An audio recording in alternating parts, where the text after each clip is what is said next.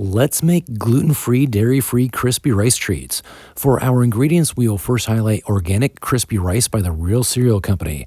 They are gluten-free as they contain no malt like some other rice cereals. Malt comes from barley and barley is not a gluten-free grain. For our marshmallows, we will have vegan and non-GMO Dandies, which are made in a dedicated facility free of nuts and wheat.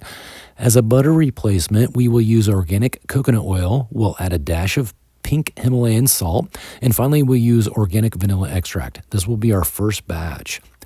In the second batch, we will replace the vanilla extract with organic dark brown sugar and cinnamon. Here's our serving pan where we will place our finished treats.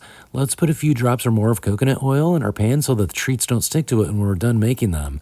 Although I'm using nitrile gloves, I'm going to use a paper towel to spread the oil in the pan. Let's put 3 tablespoons of coconut oil into the cooking pan, which is on a medium heat. I think if we use less than 3 tablespoons of coconut oil, we might end up with a slightly drier treat. Next, we will add the entire 10-ounce bag of marshmallows, which we will stir and flip around so that they all get coated in the oil. I could just let them sit in the pan and heat up, but I'm more hands-on and like to stir and mix. On a medium heat, this will take 5 minutes or less.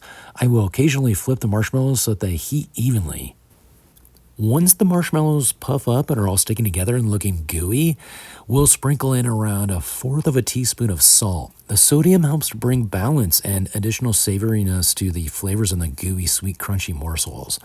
After that, we'll pour in 1/2 teaspoon of vanilla extract, and then we'll blend those ingredients through a little mixing and stirring. We will add about 6 ounces or around 6 cups of this 8-ounce bag. There are still 2 cups or so left in the bag. The more additional rice we add, the less gooey and more crunchy in every bite the treats will be.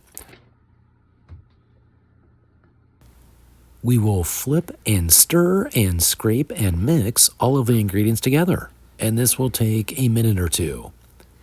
We will also make sure to turn the heat off.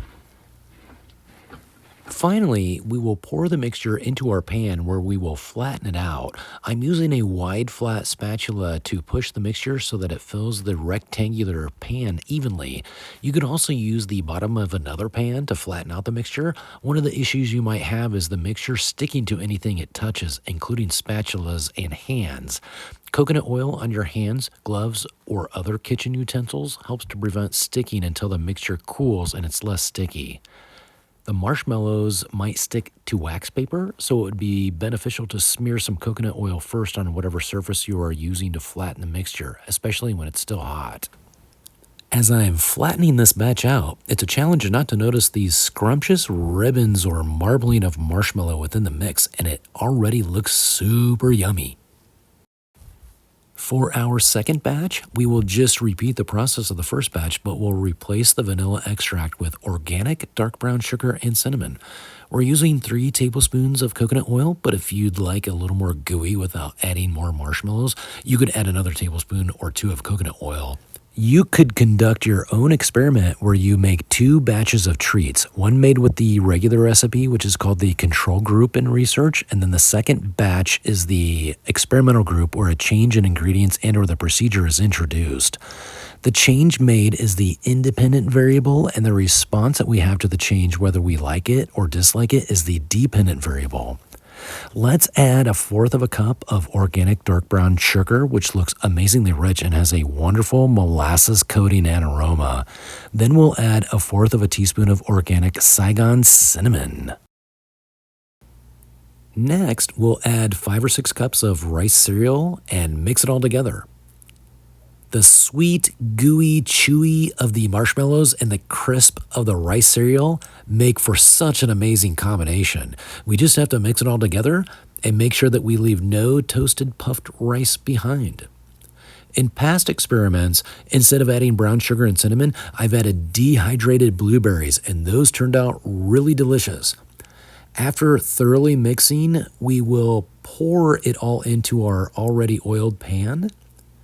Oiling the pan beforehand helps to obviate or reduce the risk of the treats sticking to the pan. The regular recipe using vanilla extract is on the left and is visibly lighter in color. The brown sugar and cinnamon batch on the right has some visible brown coloring to it. If you have not made these before, or you've made these numerous times, try adding your own creative coloring ideas to make them unique. Enjoy.